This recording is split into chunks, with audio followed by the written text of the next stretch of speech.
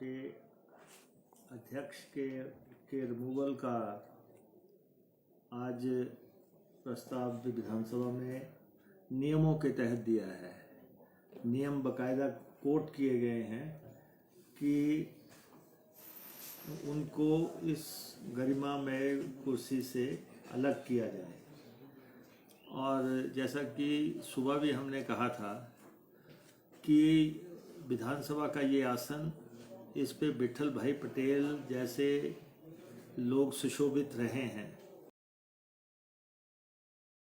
और आज दिन तक बहुत लोग इस कुर्सी पे सुशोभित हुए।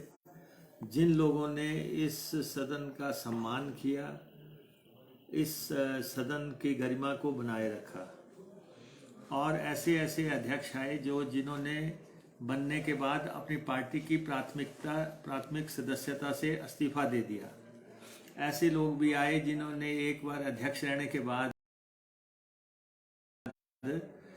दूसरी दफा चुनाव ही नहीं लड़े। ये उस विधानसभा की बात है जहां का इतना गौरवमय इतिहास रहा है।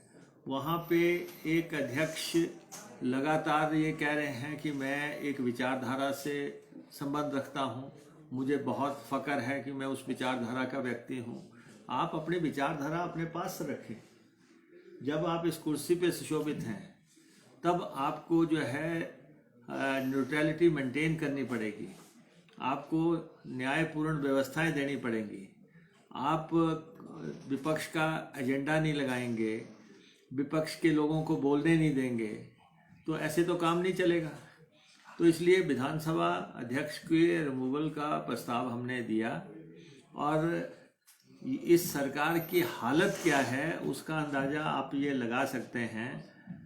खैर, ये तो मालूम ही है कि ये जयराम जो है एक्सीडेंटल मुख्यमंत्री हैं, बनना किसी और को था, बन कोई और गया। इसलिए जो है ये व्यवस्था भी नहीं तय कर पाए कि इस रेजोल्यूशन का करना क्या है। पहले संसदीय कार्य मंत्री उठ खड़े हुए और ये कहा कि इसको निरस्त करने के लिए मैं रेजोल्यूशन ला रहा हूँ। और उसके बाद किसी ने उनको सूचित किया कि ये तो 14 दिन का जो है इसमें मियाद है, 14 दिन के बाद जो है इस पे कार्रवाई अमल में लानी है। ये विधानसभा में डिस्कस तो हुआ नहीं है, ये स्पीकर को दिया है, स्पीकर के सेक्रेटरी के माध्यम से वो जाएगा। सबसे बड़ी बात है कि जब उस संसदीय कार्य मंत्री ने पहले कहा कि हम वोटिंग कराएंगे, फिर उसके बाद उस प्रस्ताव को टाल दिया। इसका मतलब वो प्रस्ताव निरस्त नहीं हो पाया, वो स्टैंड करता है।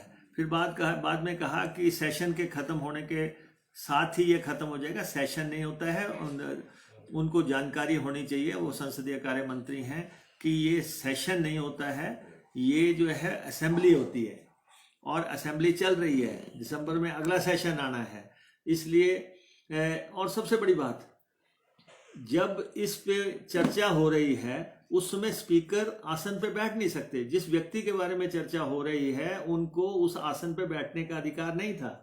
जब रेजोल्यूशन लाने की बात हो रही है, जब संसदीय कार्य मंत्री बोल रहे हैं, जब मुख्यमंत्री बोल रहे हैं, और उस समय स्पीकर को आसन से हट जाना चाहिए था।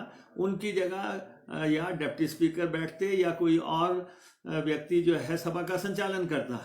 कभी ऐसा भी होता है कि जिसके खिलाफ रेजोल्यूशन आया है वही आसन पे बैठ के जो है जजमेंट दे रहा हो या वही उसको सुन रहा हो।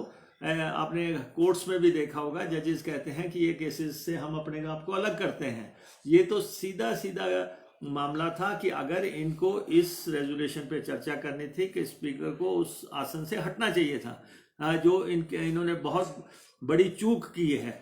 और उसके बाद ये कहा गया कि कांग्रेस के 17 मेंबर्स ने साइन की, ये 19 लोग हैं। तो आपकी जानकारी के लिए 19 के 19 लोग जो है इस रेजोल्यूशन पे सिग्नेटरी हैं। कांग्रेस का एक भी ऐसा सदस्य नहीं है जिसके इस पे हस्ताक्षर ना हो। तो ये भी इन्होंने गलत तरीके से ये बात रखने की कोशिश की। तो इसलिए मुख्यमंत्री जी ने कहा इनके पास सदस्य संख्या नहीं है, ये जो है गलत तरीके से लाया गया है। जबकि हमने जो है नियमों के तहत रेजोल्यूशन दिया। सरकार को चाहिए था कि वो इस पे जो है नोट संज्ञान लेती और 14 दिन के बाद जब भी सेशन आएगा इस पे चर्चा करवाती। लेकिन ये इस ढंग के अज्ञानी लोग हैं जिनको मालूम ही नहीं है कि विधानसभा संचालित कैसे होती है। ये तो नियमों से चलेगी, ये तो कायदे से चलेगी, कानून से चलेगी। बाकी मुख्यमंत्री जी जो मेरे बारे में बोलते हैं वो तो उनका प्रेम है हमारे प्रति। हमारे बारे में बोले बगैर तो उनका दिनचर्या समाप्त नहीं होती है। तो वो तो उनको बोलना है। हमारे पुराने मित्र हैं, बाई चांस बड़ी कुर्सी पे सुशोभित हैं। तो इसलिए अगर मैंने पलटवार किया तो जो है दर्द ज़्यादा हो जाएगी। इसलिए शब्दों का जो है चयन संभल के करें और जो बोलना है मर्यादित रहें। अगर लक्ष्मण रेखा लांघ के बात करेंगे तो जब हम बोलेंगे तो बर्दाश्त नहीं होगा। बड़ी कुर्सी पे आप बैठे हैं, इसलिए अपनी इज्जत अपने हाथ। ये मैं मुख्यमंत्री को आपके माध्यम से संदेश दे देना चाहता हूँ। मुकेश जी, सत्र चला और सत्र में विपक्ष हर बार कभी ट्रांसफर का मुद्दा उठा रहा था, कभी विपक्ष को रामस्वरूप जी की मौत का मुद्दा उठाना पड़ा। क्या विपक्ष के पास जनता के मुद्दे ही नहीं थे? नहीं, रामस्वरूप का मुद्दा क्या आप समझते हैं जनता का मुद्दा नहीं है? उसमें सरकार पहले ही बता चुकी है कि जो उनके बेटे हैं उन्होंने इंक्वायरी की मांग नहीं की थी। हालांकि वो 4 महीने बाद जागे। कहीं विपक्ष को भी उपचुनाव के मद्देनजर ही तो 4 महीने बाद याद नहीं आई? नहीं, देखिए ऐसा है, मैं भी प्रेस में लंबी देर रहा और इसलिए जब भी कोई प्रश्न किया जाए सरकार की भाषा की तरह ना किया जाए।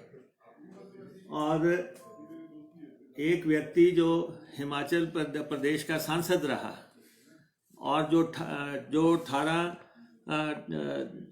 लाख लोगों को रिप्रेजेंट करता है, किसकी नज़र में हिमाचल प्रदेश में ये है कि वो मुद्दा नहीं है?